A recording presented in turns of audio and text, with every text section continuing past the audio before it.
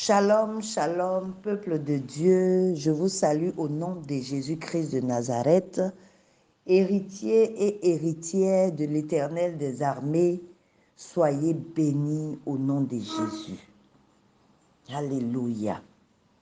Ce matin, l'exhortation porte sur Éphésiens 5, 27, et avant de le lire, je voudrais rappeler le thème du mois, élévation spirituelle, fondée sur Psaume 76, 5, le thème de la semaine, l'échelle sainte, thème du jour, sans tache ni ride. Alléluia. Je lis donc la parole de base, Éphésiens 5, verset 27. Afin de faire paraître devant lui cette Église glorieuse, sans tache, ni ride, ni rien de semblable, mais sainte et irrépréhensible. Alléluia. Avant d'aborder véritablement ce sujet, bien-aimés, je veux nous rappeler le dernier verset du chapitre 4 de Éphésiens qui nous impose d'être bons, qui nous impose d'avoir pour credo le pardon, en nous pardonnant les uns les autres, comme Dieu lui-même qui nous pardonne en Christ.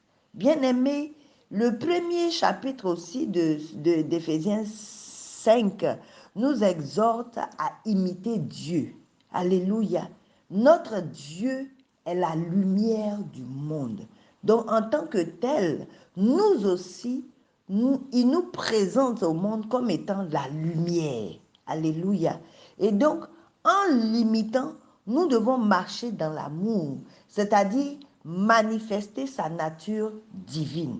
Et ici, quand il nous dit afin de paraître devant lui cette Église glorieuse, sans tache, ni ride, ni rien de semblable, mais sainte et irrépréhensible, Dieu nous exhorte à être des enfants de lumière, en étant sans tache. Alléluia, en étant sans péché. Dieu nous recommande d'abandonner le mal dans toutes ses formes. Pour ce faire, nous devons éviter tout péché lié, bien-aimé, à la chair. Nous devons élever notre esprit vers le Seigneur, en lui étant agréable à travers nos actions, nos paroles. En tant que chrétiens, nous devons adopter le mode de vie que Jésus lui-même avait. Et comme notre Père le dit souvent, il dit, mettons-nous. Disons-nous, si Jésus était à notre place, qu'aurait-il dit? Qu'aurait-il fait? Comment aurait-il marché? Quelles paroles allaient sortir de sa bouche face à telle ou telle situation? Bien-aimés, nous devons avoir le caractère de notre Seigneur et nous rappeler le fruit de l'esprit avec ses 9 traits de caractère. Je vous exhorte donc à lire Galates 5, 22. Voilà, je ne vais pas le faire maintenant, mais nous avons les 9 traits de caractère du fruit de l'esprit. En tant qu'enfants de lumière, nous devons, bien aimer, éviter d'être sujets à la colère de Dieu. Nous sommes des mis à part pour un héritage dans le royaume. Non seulement nous devons éviter le péché, mais encore nous devons éviter toute participation avec les pécheurs. Alléluia. Cela ne signifie pas que nous ne devons pas les gagner. Voilà, en tant que lumière, les ténèbres ne peuvent pas être liées à nous. Là où il y a la lumière, les ténèbres ne peuvent pas coexister. Donc, quand nous apparaissons quelque part, bien-aimés, nous devons changer les choses. Nous devons changer les ténèbres en lumière parce que nos pieds apportent la bonne nouvelle, nos pieds portent les chaussures de l'évangile, du zèle de l'évangile. Donc quand nous arrivons quelque part, les ténèbres doivent disparaître. Dans notre attitude, dans notre comportement, dans notre façon de faire, dans nos manières, dans notre parler, nous devons laisser transparaître la bonté, la justice, la vérité. Alléluia. Nous devons nous souvenir de notre Seigneur Jésus-Christ, être centré en lui. Alléluia. Et adopter un esprit supérieur. Cet esprit supérieur qui nous amène à être sanctifiés, à être purifiés. Bien-aimés, Dieu dans sa bonté, Dieu dans sa beauté, Dieu dans sa magnificence doit nous trouver, le jour où il reviendra, il doit nous trouver sans défaut. Nous devons être rayonnants de bonté, de beauté, dignes de lui. Nous devons être irréprochables à ses yeux. Alléluia. Nous devons être parfaits comme lui il est.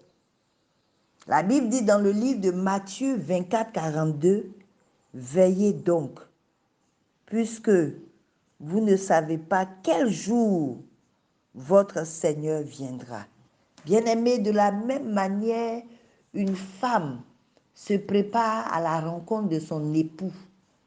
Le jour du mariage, elle se fait belle, elle se fait irréprochable, elle est rayonnante de beauté. Elle veut être tellement agréable aux yeux de son époux.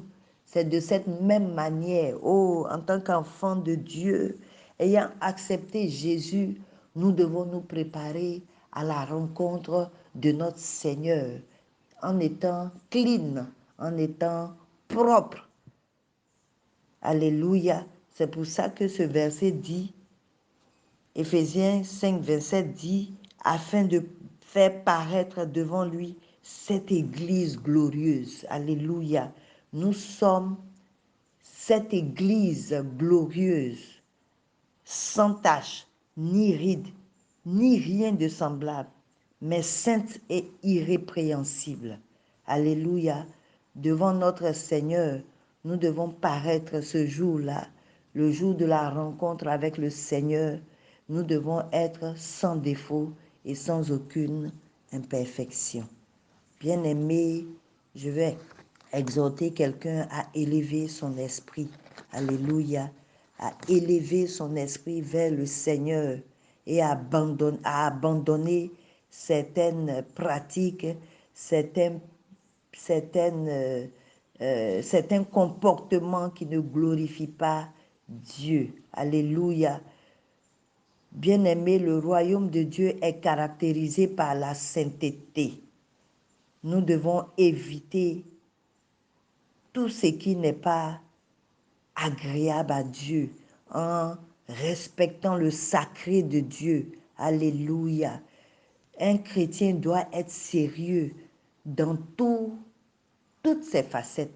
Un chrétien est aussi bien sérieux à l'église qu'ailleurs, que partout ailleurs. Partout ailleurs, nous devons nous rappeler, en étant hors même de l'église, que si nous vivons, ce n'est pas nous qui vivons, mais c'est Christ qui vit en lui. C'est Christ qui vit en nous plutôt. Alléluia. Si nous vivons, ce n'est plus nous qui vivons, mais c'est Christ qui vit en nous.